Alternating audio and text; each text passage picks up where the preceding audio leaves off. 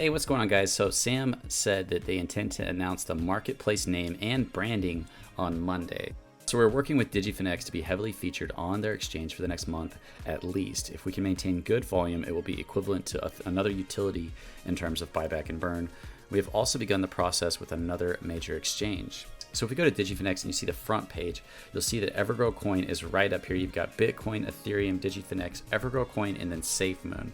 So we're on the front. Anybody who comes to this, one of the top exchanges, is going to see Evergrow Coin right here. And it's also, if you scroll over here a little bit, it's still one of the newly listed tokens. And if we click on it,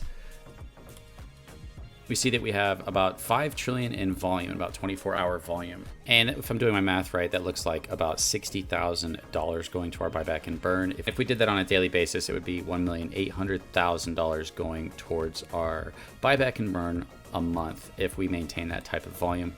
And Sam said they're not going to say which exchange it is, but they're also going to be doing the same thing with another major exchange, incorporating the same buyback and burn tokenomics into the exchange. And the more we have on this, like I said in my last video, when we launch our utilities, when we see volume on that, we're going to be feeding heavily into the buyback and burn mechanism. And that's the major reason why I believe in Evergrow. It'll work through the whale dominance, increases rewards, puts green on the charts, does everything you want to do. So somebody made this poster. I really like it because basically it's showing that Crater, the wallet, DigiFinex, which all our exchanges, BUSD, our games, our NFT, our metaverse, the Evergrow exchange, the marketplace is all working towards creating positive price pressure and reducing token supply, which is increasing rewards. And this is the major selling point of Evergrow. Any company could just take their profits and put a tiny amount back in. That's why I think people don't realize how big that is. They could just be taking 80-90% of the profits and say, guys, we're putting 10% to buyback and burn of all of our utility. But Sam just off the bat's like, we're doing all our profit to buyback and burn in utility. As an investor, what we want to see is we want to see all the utility being made. I mean, Evergrow Coin is in a sense a long-term hold in the sense that they need to get all of their utility out so that it's all fueling the buyback and burn. So we have this Tesla here and it has the Crater symbol on it. I don't know if somebody added that or not, but it looks really good. It looks like it's actually there. And it would be really cool if Sam put this on his car as like advertising. I don't know if Sam would do that to his Tesla or not.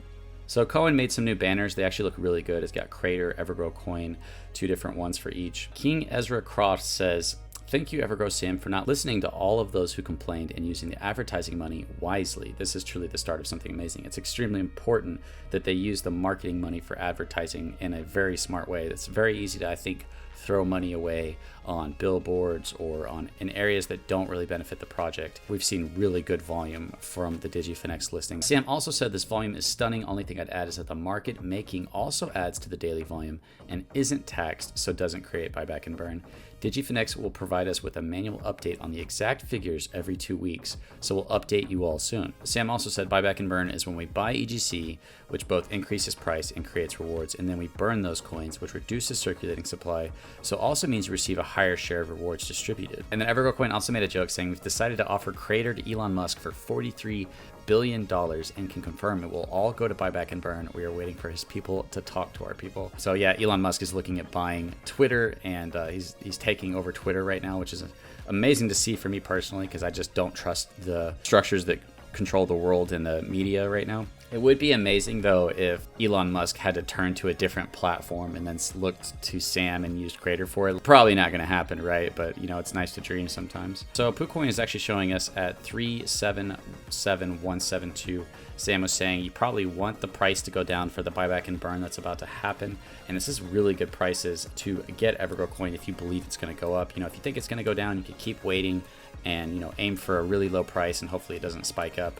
It's really just up to us all to gamble whether we want to buy or sell at what point we think is best. I've heard people talking about LSP TV and how he's just knocking it out of the park when it comes to determining where the liquidity's at and support levels and where the chart is going. So definitely check out his content if you want a chart analysis on where the price might be going. I really think there's a vision of the future of Evergrow that hasn't been realized yet, and maybe it hasn't even been realized by the team or even Sam. And it's kind of, where is it going once we start getting our utilities going, once we get all these exchange listings that have the tokenomics that feed back into buyback and burn.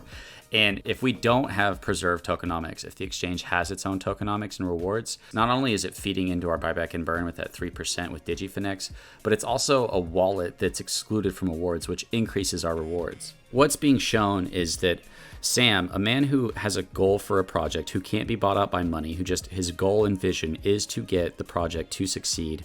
And a lot of people start up projects and they're not used to seeing big money. And once they get it, they lose all their motive to work because they don't need the project to succeed anymore. And right now, you have somebody leading the project who's not motivated by that.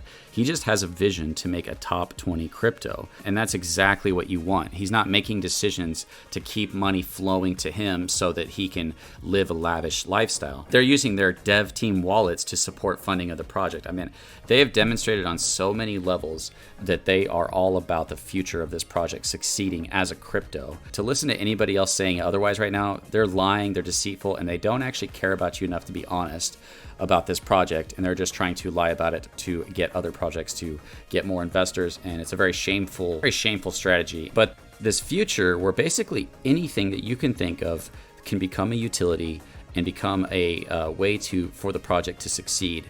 You know, in my mind, the biggest thing that comes to the project succeeding is becoming a serious platform that's used heavily and dedicating yourself to using that back into your project. The more exchange listings we get, once we get all our utility launched, and really just anything else, any other ideas that Sam comes across that he can incorporate into the buyback and burn, we could have at some point a massive amount of buyback and burn built up and happening on a daily basis. And, you know, from my personal perspective, what that can incentivize is bigger rewards. If holders start to be convinced that the price is going to go up a lot because we have a big buyback and burn, they're going to hold more.